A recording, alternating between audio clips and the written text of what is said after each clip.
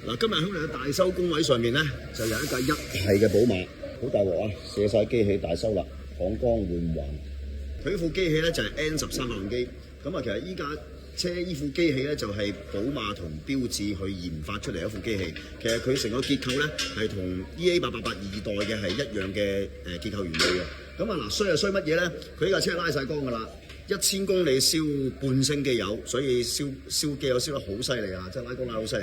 咁同佢拆落嚟機加工嘅時候咧，就成個缸套係圓形啊嘛嚇，而家雙個缸套啊加工完翻嚟㗎。佢已經度過咧係有誤差，有幾個 C 嘅誤差，變咗橢圓形㗎啦。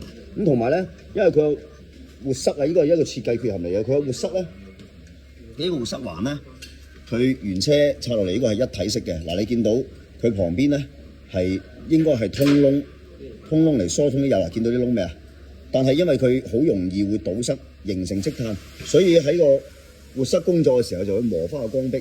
咁所以其實基本上呢副機器嘅通病都會係咁噶啦，行得一定嘅公里數就一定係燒機油就要大修噶啦。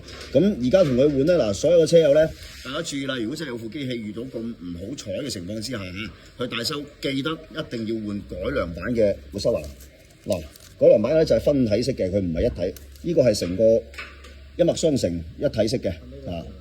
咁而分體嘅有咩好處咧？大家可以睇一睇，嗰啲窿係大好多嘅，大好多，所以令到佢嘅疏油性會好啲，又唔會咁容易形成積碳啊。主要大修就係要換呢樣嘢啦，係咯。咁啊，希望有依副機器呢款車嘅朋友就祝你好彩。